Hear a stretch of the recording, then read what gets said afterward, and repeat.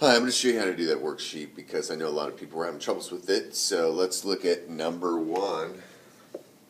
Number one says cross the following: big B, little b, times big B, little b.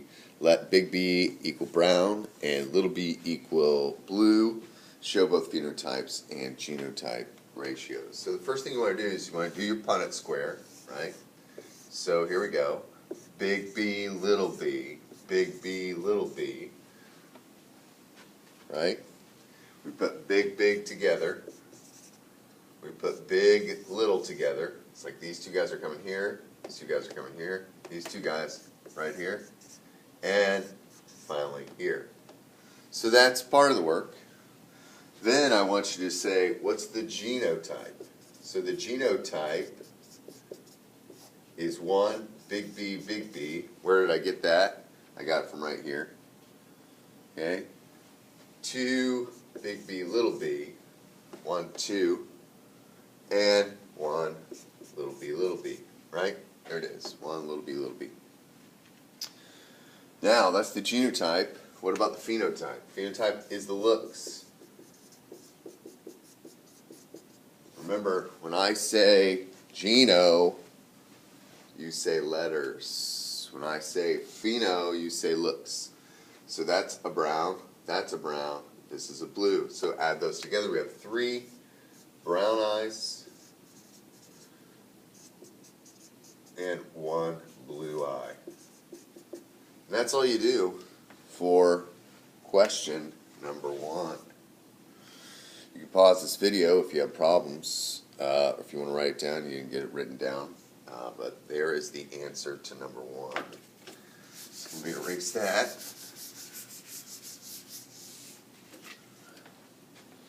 So number 2 says, in the human race and among other species of plants and animals, the lack of a pigment is the expression of a recessive gene. That's little c. Presence of pigment considered normal is the expression of its dominant allele, big C. It says a man is homozygous for normal pigment and he has an albino wife. Determine the appearance of their children. That's the F1. So children, anytime we say F1, that's filial, that means children. So for number 2, okay, letter A1, it says determine the appearance of the children. Well, we have to do a Punnett square again. So here's the Punnett square. It says he's normal, so he has to have a big C, right? And he has a albino wife, right? So here's albino. It has to be little c, little c. It can't be anything else but that. The man is homozygous for normal pigment. That means he has to be big C, big C. Also notice what I did. I put little lines to let me know that those are little c's, not big C's. Okay, so I got big C, little c, big C, little c, big C, little c, big C, little c. So that means all the kids' phenotype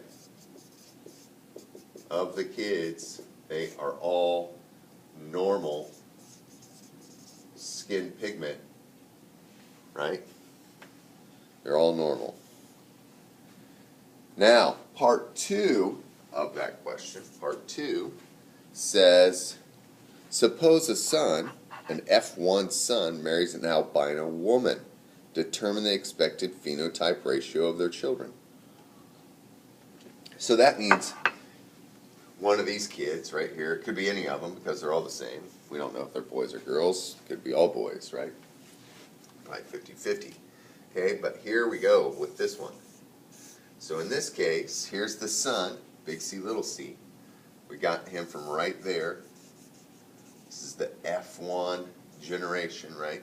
Here's this kid, big C, little c. There he is. Marries an albino woman. She has to be little c, little c.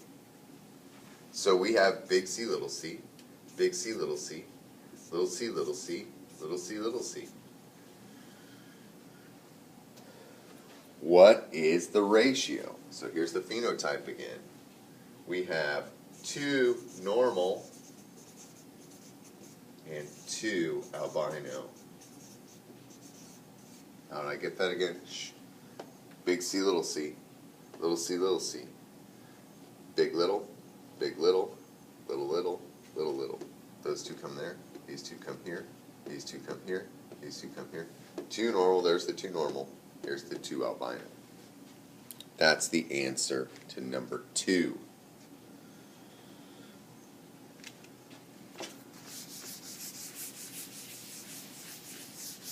Number 3 says, suppose an F1 daughter marries a normal man whose mother was albino. Okay, determine the expected phenotype ratio of their children. Okay, so once again, we had that same stuff from before. Big C, little c, that came from that previous question. Big C, little c.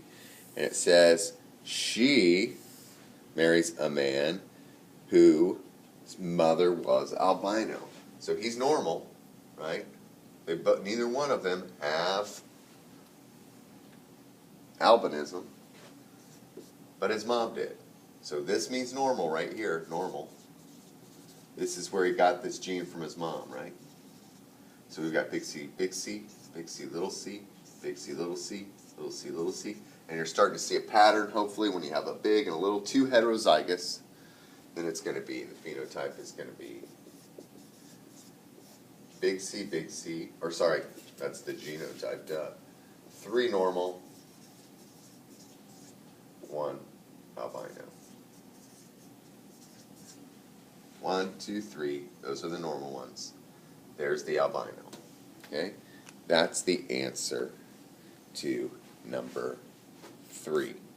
A daughter marries a normal man whose mother was albino. Normal, mom albino. This came from the previous one, that F1 daughter.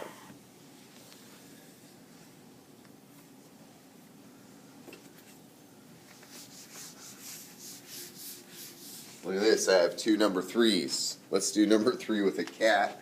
Sorry about that. So it says in cats, the fur may be short or long. A long-haired tomcat was mated to a short-haired female.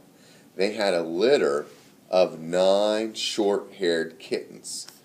Determine which trait seems to be recessive. Okay? Well, most likely, if we're going with odds, okay, it's probably the long-haired. Long-haired. And why is that? Because if long hair is recessive, let's say big S is short, okay, little s is that, right? So there's a long-haired Tom. Let's actually make him big S, right? This is little s. Then we're going to have all short-haired, or sorry, all, short-haired cats. No long-haired. That would be recessive. So the most probable genotypes then would be big S, little s, and it doesn't matter which one you put, okay? So the Tom is the male, okay? The short-haired female. So if you wanted to choose H's, okay, the Tom could be, doesn't matter what you want to do for hair, right? He's big H. Here's that male Tom. Here's the little h for short hair, and notice for long hair. So this would be the Tom. He's, oh shoot, did I mess this up? Long-haired Tom was married with they had short. Oh yeah. Pardon me. This is the female. This is the male, right? So she's short. There we go. I like S's, I guess, a little bit more because if we look at it like this, okay, here's the female, big S for short. There's the female, little s. Here's the female, here's the male. Okay, female, big S, little s for the male. He's long-haired. And short-haired always wins.